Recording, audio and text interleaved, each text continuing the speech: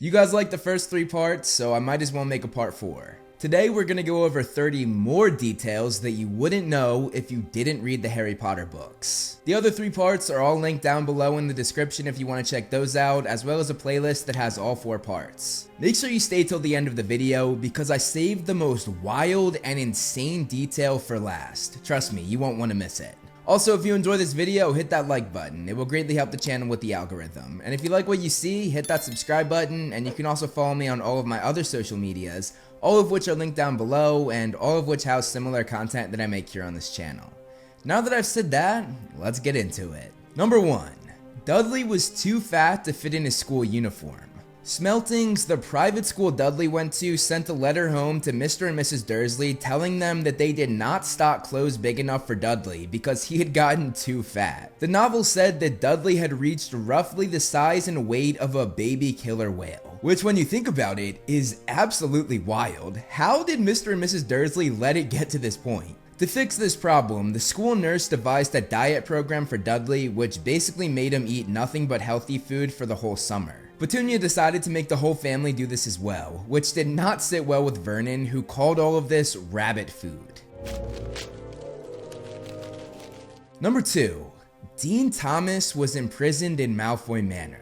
In the film, the trio Luna Lovegood, Griphook, and Dobby were the only people that were locked up in Malfoy Manor and that escaped. But in the book, Dean Thomas was there as well.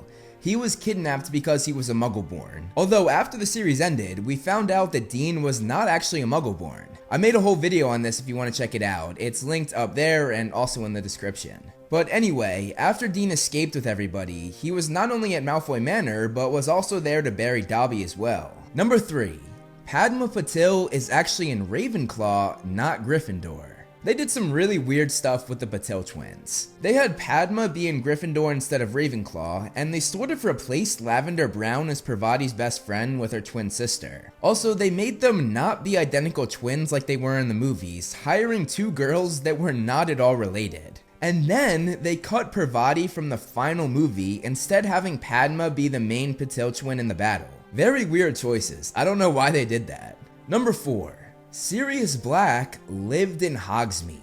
The only time the 4th film showed Sirius was when he was in the fire talking to Harry. But in the novel, Sirius actually traveled back to Hogwarts when Harry told him his scar was hurting. Something that Harry wasn't too thrilled about because Sirius coming back made him really worried that Sirius would be captured. When the school had a Hogsmeade trip, the trio met Sirius in Hogsmeade Village, and they spent a few hours talking about all sorts of plot lines. Most of these plot lines being stuff that the film actually left out. Number 5. Hagrid and Maxime went to recruit giants for the Order of the Phoenix. The film talked about this moment when Hagrid got back. Dumbledore sent me to parley with the giants, try to convince them to join the cause. But I wasn't the only one that was trying to win them over. Death Aces. But the information we got in the movie was nothing compared to the information we got in the book. The movie left out that Hagrid was accompanied by a limp Maxime, and they also left out that they got into a fight with the giants, which led to Maxime having to use magic. The film also skipped over the information that Walden McNair, Buckbeak's would-be executioner, thwarted Hagrid and Maxime's mission, making the giants pledge their allegiance to Voldemort rather than Dumbledore. Number 6. Angelina Johnson didn't let Ron quit the Gryffindor Quidditch team. For some reason, I completely forgot to record this part in my initial recording, so I'm back to do this. In another part of this series, I went over how Ron joined the Quidditch team during his 5th year rather than his 6th year, and how he helped the team win the Quidditch Cup. However, I didn't go over the fact that Angelina Johnson, the new Gryffindor Quidditch captain who took over for Oliver Wood, refused to let Ron quit when he was playing poorly in both games and in practice. She believed in Ron though, and ultimately, this was a very smart move from the captain considering the results. Number 7. Fred and George Weasley were robbed of all of their life savings. At the Quidditch World Cup, Fred and George made a bet with Ludo Bagman, who was a character completely cut from the films. Bagman was the head of the Department of Magical Games and Sports, and he was a gambler. The bet that the twins made with him was that Ireland would win, but Krum would catch the snitch. This of course came true, and the twins were owed a boatload of money. However, Bagman refused to pay them, and though the twins spent the whole 4th book trying to get what they were owed, they never did. Man, that's so messed up. Taking two kids' entire life savings when their family is literally poor? That's terrible. Number 8. Wormtail did what no other Death Eater could do. Wormtail is a pathetic and weak person, but he did something remarkable. He found what was left of Voldemort in the Albanian forest and helped nurse the Dark Lord back to good health. On top of that, Pettigrew brought Voldemort a ministry employee named Bertha Jorkins, who he had successfully gotten to like him. I don't know how. Her standards must be lower than Bellatrix's Volt and Gringotts. But anyway, Wormtail hoodwinked Bertha, and with the information Voldemort got out of her, it helped form the plan to get his full body back. I guess we kind of underestimated Wormtail, but he's still a pathetic little turd. Number 9. Bellatrix was not there for the Battle of the Astronomy Tower. The films utilized Bellatrix far more than the books did, especially in The Half-Blood Prince. I've said it in other videos, but I would have utilized Helena Bonham Carter as much as possible too. This is because the films added many Bellatrix scenes that weren't in the book, like the Burrow scene. But hey, I would milk Helena Bonham Carter too. Man, what was I thinking with that wording? But getting back on topic, Bellatrix was not there to witness Dumbledore's death, and she was not the one to set Hagrid's hut on fire. In the book, that was a Death Eater named Thorfinn Rao. To be honest though, it would have been really cool to see Bellatrix there for that sequence. She absolutely would have added to the chaos in the battle. Number 10.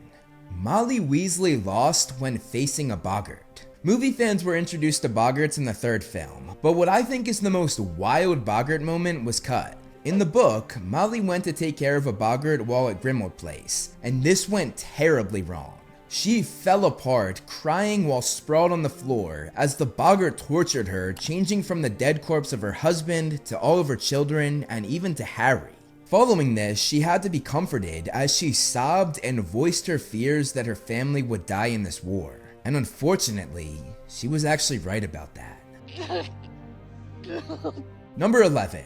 Harry completely destroyed and trashed Dumbledore's office. Following Sirius's death, Dumbledore and Harry had a talk in the headmaster's office, which movie fans saw a small glimpse of. However, this moment was way more in depth in the book, and at the beginning of this conversation, Harry trashed Dumbledore's office, destroying anything he could get his hands on. These actions really show how broken Harry was after Sirius's death. Number 12.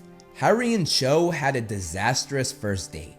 In the 5th novel, Harry and Cho went on a date to Hogsmeade together. While at Madame Puddifoot's tea shop, the place where all Hogwarts couples went, everything went so wrong. Cho mentioned Cedric, which annoyed Harry. Harry mentioned meeting Hermione during their date, which made Cho jealous, and this led to Cho pointing out Roger Davies, who was in the middle of kissing another girl, telling Harry that he had asked her out, but that she turned him down to be with him. With a few other blunders, all of this led to Cho making a scene, storming out, and leaving Harry there all alone and very confused. Yikes. Number 13.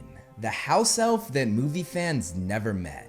Movie fans of course met Dobby and Kreacher, but there was one house elf left out of the movies, and that is of course Winky the house elf. She worked for the Crouch family, and her main job was to ensure that Barty Crouch Jr., who everyone thought died in Azkaban years ago, was not discovered. She ultimately allowed Barty Jr. to cast the Dark Mark at the Quidditch World Cup though, and though nobody knew it was Barty Jr., Barty Sr. fired Winky by giving her clothes. She eventually worked in the Hogwarts kitchens, and there she became an alcoholic. At least the house elf version of an alcoholic, as she drank loads of butterbeer to help with her depression.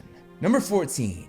Harry's win to loss record in Quidditch. I actually made a pretty cool tweet about this, and if you think this is cool, throw me a follow on Twitter, it's linked down below. The films only showed Harry playing in 4 Quidditch matches, but in the books, Harry played in 9 games, and in those 9 games, Harry finished with a 7-2 record. And if you don't know, that means 7 wins and 2 losses. The only 2 losses that Harry had were when he became unconscious and couldn't finish the match. Harry also won the House Cup 3 different times, and the only times he didn't win the cup was when he missed the final game while in the hospital wing, and when the rest of the season was cancelled because of the Chamber of Secrets. That is the definition of dominance right there. It's clear why everyone thought that Harry could go pro. Number 15. Cornelius Fudge was racist. Technically, this example isn't actually racism, but for lack of a better term, it's the Wizarding World equivalent. When Barty Crouch Sr. went missing, Fudge suggested that Olymp Maxime was responsible for this, showing his discriminatory beliefs against giants, who to some were perceived as lesser than humans. Both Dumbledore and Harry called him out for this, saying that it was not Maxime, and the only reason why he thought that was because he was racist against giants, which of course made Fudge pretty mad. This is just one of many examples that shows how much Fudge sucks. Bruh. Number 14. Lee Jordan put Nifflers in Umbridge's office. Lee Jordan, the Weasley twins' best friend, a friendship that the movies didn't show at all by the way, continued the chaos Fred and George had brought upon the school, putting Nifflers in Umbridge's office. Movie fans met these creatures in Fantastic Beasts, and god do I love these creatures, they are the absolute best. The Nifflers trashed Umbridge's office when looking for gold, but unfortunately, Umbridge thought it was Hagrid who did this, which led to him being fired. Number 17, the DA coins. Movie fans know all about the group Dumbledore's Army, but the films left out the genius way in which they communicated. Hermione made a bunch of fake galleons and put a charm on them, which turned the serial number on the edge of the coin into the time and date of their next meeting. This was so smart because if they were asked to turn out their pockets, Umbridge wouldn't think twice about a galleon, which really shows the brilliance of Hermione. Number 18. Harry's family coming to Hogwarts. For the final task of the Triwizard Tournament, each of the champions had their family come and watch. When McGonagall told the 4 champions that their families were in the entrance hall of the castle, Harry assumed he had nobody out there. While the other 3 went, Harry just sat there, but when McGonagall came back a few minutes later telling Harry that his family was waiting for him, he was flabbergasted. He thought to himself that there was no way the Dursleys were out there. When he came out though, he was greeted by Molly and Bill Weasley. This touched Harry so much, and I'm sure it put a smile on every single reader's face. This moment is just so wholesome. Number 19. The Weasley twins threw a snowball at Voldemort's face. This one probably sounds absolutely crazy to movie fans, but it really did happen. In the first novel, Fred and George threw a snowball that hit the back of Quirrell's head, which is where none other than Lord Voldemort himself resided. I've always wondered what Voldemort's reaction to this was. I'm sure he wasn't happy and probably scolded Quirrell for letting this happen. Number 20. Sirius was James Potter's best man at his wedding. Sirius and James were friends turned brothers. Therefore, it's no surprise that James asked Sirius to be his best man when he married Lily. Sirius was honored, and we actually see a picture of this in the book that Hagrid gave Harry at the end of his first year. The picture showed Sirius laughing very happily as he stood at the altar with his 2 best friends, James and Lily. When Harry discovered that Sirius was his godfather, he looked back at this photo, shocked to see Sirius next to his parents, Harry not even recognizing who he thought at the time was a convicted murderer that betrayed his mother and father. Number 21. Crabbe and Goyle took Polyjuice Potion to become little girls. This is another one that probably sounds crazy to movie fans. The story behind this is that Malfoy had his 2 cronies turn into little girls when they guarded the Room of Requirement while Draco was working to fix the cabinet in there. Malfoy didn't want the real Crabbe and Goyle keeping guard, as that would of course give him away pretty fast. Crabbe and Goyle were not too pleased about this, but they followed their leader without question. Thank God for them that they later found out they didn't have to do everything that Malfoy said and actually realized that they might be better than him. Well, maybe not better, but definitely more evil, especially Crabbe. Number 22.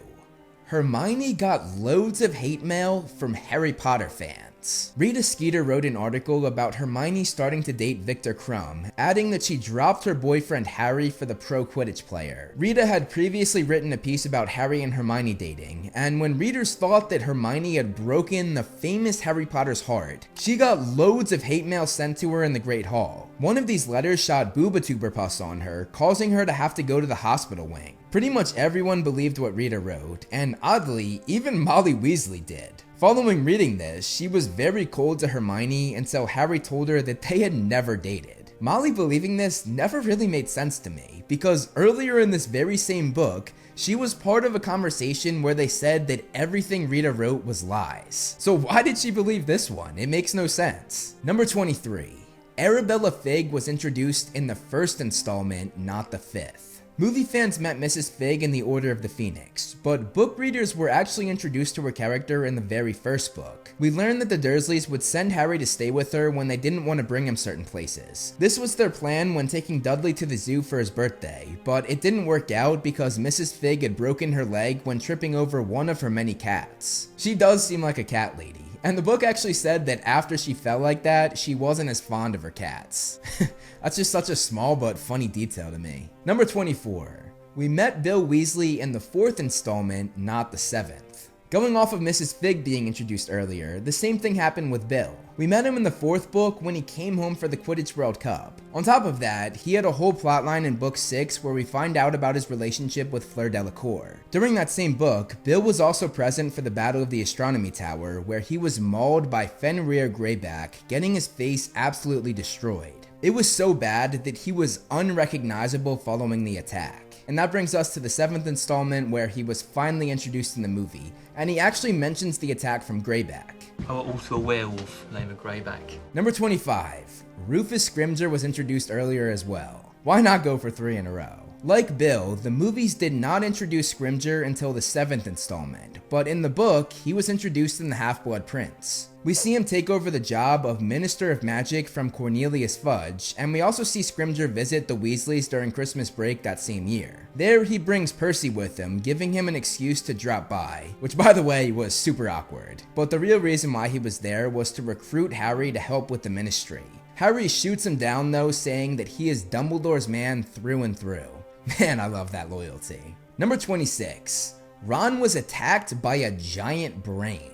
This is another one that probably sounds crazy to movie fans. The book did a great job with the Battle of the Department of Mysteries, but they left out so many things that the heroes encountered while there. One of the more wild things that happened was Ron being attacked by these weird brain creatures. Ron had been struck by a curse that made him rather loopy and almost drunk, which led to him using the summoning charm on one of the many brains that resided in a tank. When the brain reached him, giant tentacles shot out of it, which wrapped themselves around Ron like ropes, and they began to suffocate him. Harry tried to get it off with the severing charm, but it didn't work. Eventually, the others were able to get it off, but with great difficulty. And luckily, Madame Pomfrey was able to undo any damage that the brain did to Ron, but it was still a pretty wild sequence. Number 27. A Day in the Life of Vernon Dursley. While the movie started out with Dumbledore, McGonagall, and Hagrid dropping Harry off at the Dursleys' doorstep, the book actually started from the point of view of Vernon of all people. His day started by seeing a cat reading a map, that of course being Minerva McGonagall, and while walking to work, Vernon overheard some strangely dressed people, who were of course witches and wizards, mention a boy named Harry Potter. This terrified Vernon, remembering that that was the name of his nephew. He stressed out about this all day, but don't worry, that didn't stop him from getting a very hefty lunch. Go figure.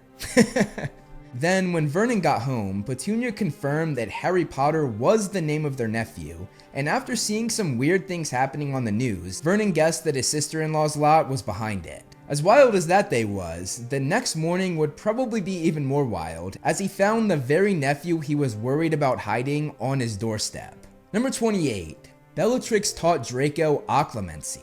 Movie watchers saw Snape teach Harry occlumency, or at least tried to teach him, but there was another pair doing the same thing, that being Bellatrix and her nephew Draco. She thought it was important for Draco to be able to close his mind before his first Death Eater mission, and she especially wanted to ensure that Draco had mastered this to keep Snape out of his mind, who Bellatrix never trusted.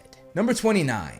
Victor Krum used the Cruciatus Curse on Cedric Diggory. The film showed a little fight between Krum and Diggory in the maze, but they didn't show how much this escalated like in the novel. Krum used the illegal Cruciatus Curse or the Torture Curse on Cedric, making him scream and writhe in pain. Krum was of course under the Imperius Curse when he did this, but even so, it was still a pretty intense moment. And finally, number 30. I saved the most interesting and the most wild fact for last. What happened to Barty Crouch Sr.'s body?